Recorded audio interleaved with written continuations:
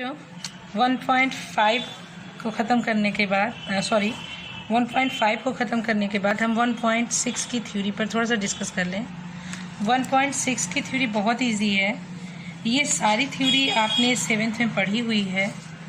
जैसे आपने 7th में पढ़ा था कि अगर किसी एक प्राकृतिक संख्या पर कोई घात हो, उसका आधार भी सेम हो, तो उन घातों को आपस में जोड़ देते हैं। इसी तरह दूसरा था कि अगर एक ही अंक पर 2 घात लगे हों तो कोष्ठक हटा के उनका गुणा हो जाएगा। फिर अगर एक ही अंक पर अलग अलग घात बटे के चिन्ह के साथ हों तो उस अक्षर को उतारते हुए उसके घात को माइनस कर लेते हैं, लेकिन ये तभी होगा जब m बड़ा होगा n से। और चौथा था आपने पढ़ा था कि 2 अलग अलग अंकों पर अगर एक ही घात हो तो उस घात को कॉमन करके दोनों पर मान लिया जाता है और 2 अंकों का आपस में गुणा हो जाता है। सेम यही चीज़ अब आपकी क्लास में थोड़ा सा 9th क्लास इसलिए थोड़ा सा ब्रॉड हो गया है। जो चीज़ें आपने प्राकृतिक संख्या नाम से पढ़ी थी 7th में, प्राकृतिक संख्या का मतलब 1 से लेकर 2, 3 या ऐसे ही आगे की संख्याएं जिसमें 0 और ऋणात्मक संख्याएं शामिल नहीं होंगी, ठीक वही चीज़ 9th में आकर परिमेय संख्याओं पर लागू हो जाती है। परिमेय संख्याएं आपका मतलब आपको पता है। परिमेय संख्याओं का मतलब जिसमें कि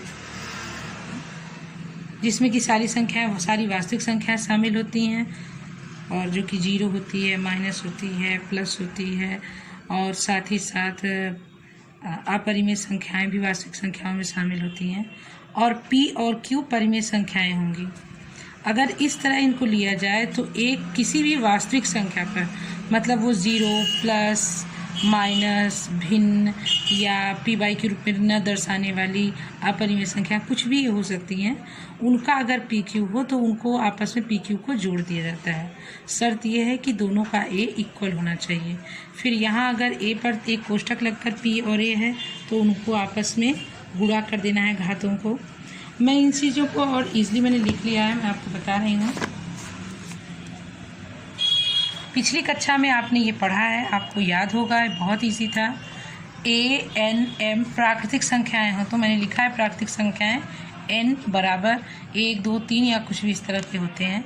मैं इसको सांख्यिक के रूप में दिखा रही हूँ, फिर आपको बहुत ईजिली ये समझ में आ जाएगा। मान लीजिए a कोई भी एक संख्या मान लीजिए 3 है, ठीक, और m मान लीजिए कोई एक संख्या 2 और n कोई एक संख्या 5 है, तो इसका आंसर आएगा 3। 2 और 5 को हम यहाँ जोड़ रहे हैं तो आ जाएगा 3 घाते 7। इसी तरह अगर ये 3 है और यहाँ 2 है m की जगह और फिर एक कोष्ठक लग के n की जगह 5 है तो ये हल होके हो जाएंगे 2 गुणे 5। आप यहाँ कहेंगे 2 गुणे 5 माने 5 दूनी 10। फिर इसी तरह अगर 3 ऊपर है 2 बटे नीचे है फिर से 3 और n की जगह है 5 तो ये आपस में घट जाएंगे और ये हो जाएगा 3, 2 माइनस 5 बराबर 3 माइनस 3। फिर इधर हो जाएगा a, चौथे का मैं ये दिखा दे रही हूँ, तीसरे का दूसरे का ये चौथे का है a मान लीजिए 3 है ही और 2, फिर b मतलब कोई दूसरी संख्या मान लीजिए वो 5 होती है, पर फिर m मतलब 2, तो ये बराबर हो जाएगा 3 × 5 और इन दोनों को कॉमन कर लेंगे, मतलब ये हो जाएगा 3 × 5 = 15 घाते 2 बराबर 15 × 5 = 15, 15 = 225। इस तरह घातों को हल करना आपने 7th में पढ़ा था।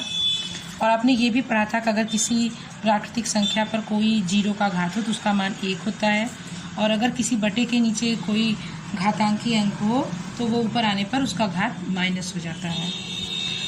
अब आ जाते हैं वही चीज़ आपके 9th में किस तरह दिखाया गया है। 9th में a 0 न हो या 0 से बड़ा हो और या कोई वास्तविक संख्या हो और p और q कोई परिमेय संख्या।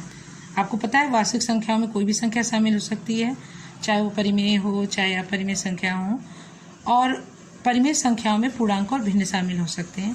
तो सेम वही प्रोसेस है, हम उसको ठीक उसी तरह करेंगे जैसे मैंने यहाँ पिछली क्लास में आपने 7th का किया था। तो इसके लिए आपके चैप्टर का हम कुछ एग्जाम्पल ले रहे हैं, बाकी आप लगा लीजिएगा। 1.6 आते हैं प्रश्नावली 1.6 पर। बहुत कम क्वेश्चन है, मैं सारे क्वेश्चन से एक एक बता दे रही हूँ, बाकी आप लगा लेंगे। पहले का फर्स्ट है 64 1/2। आप इसको थ्योरेटिकली थोड़ा सा टफ होगा, लेकिन बहुत ईजिली आप इसको कर सकते हैं। आपको पता है 8 × 8 = 64, या आप इसको ऐसे भी कर सकते हैं 8/2 गुणे ये हो गया 1/2, और आपने इसको पढ़ा है 1/2, 2 से 2 कट गया, आंसर आया 8। इसी तरह सारे हैं, आप यहाँ 32 को कर सकते हैं। आपको पता है 32 खंड होता है 2 × 2 × 2 × 2 × 2 का। आप इसे 2/5 भी लिख सकते हैं, यहाँ बाहर से 1/5 उतर जाएगा। 2/5 गुणे 1/5, 5 से 5 कट गया, आंसर आया 2। इसी तरह आपका दूसरा भी है, आप दूसरे को भी इसी तरह हल कर सकते हैं। और हम आ जाते हैं तीसरे पर, तीसरे के फर्स्ट पर। 2/3 2 पर घात 2/3 गुणे 2 पर घात 1/5। इसके लिए हम फिर से एक पुरानी थ्योरी यूज़ करेंगे जो आप 7th में भी पढ़ चुके हैं। अगर यहाँ है वो थ्योरी, अगर आधार बराबर होता है, आधार समान होता है, तो घातों को आपस में जोड़ देते हैं। वही आपकी वास्तविक संख्याओं के लिए भी होगी जो 9th में है। अगर आधार बराबर है तो घातों को आपस में जोड़ देंगे। इससे कोई फर्क नहीं पड़ता कि घात पूर्णांक है या भिन्न स्वरूप है। आधार समान है तो इनको उतार लेते हैं और घातों को आपस में जोड़ देते हैं। जोड़ने की प्रक्रिया वैसे ही होगी जो नॉर्मल भिन्नांक जोड़ते हैं। इसका हम एलसीएम लेंगे। 15 होगा, आपको पता है। 3 × 5 = 15, 5 दूनी 10 और 5 × 3 = 15, 3 का ऊपर गुणा बराबर यहाँ आ गया 13/15। और फिर इसी तरह आगे है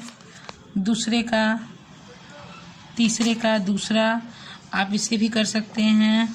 ये आपका डिक्टो ऐसे ही हो जाएगा, मैं ये बता दे रही हूँ। दूसरा है 1/3 और 7। आपको पता है आप इसे ऊपर ले जाएंगे तो इसका घात माइनस हो जाएगा। ये आपको 7th में भी बताया गया है। 3 घाते -3 और 7। अब हम यहाँ -3 और 7 का गुणा करेंगे। 3 × 7 = 21। इसी तरह आपका तीसरा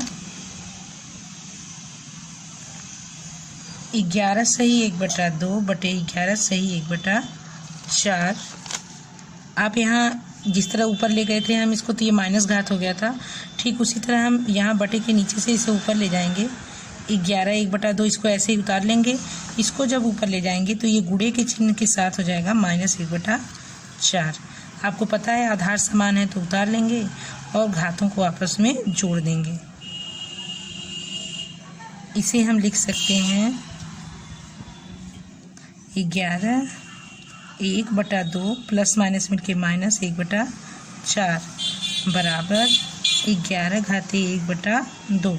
जैसे हमने इसको हल किया वैसे इसको भी हल कर लेंगे। 11 घाते 1/2 आंसर आ जाएगा। ये चैप्टर आपका पूरा यहीं ख़त्म होता है। जो समस्या हो मुझे बताइएगा। नमस्ते।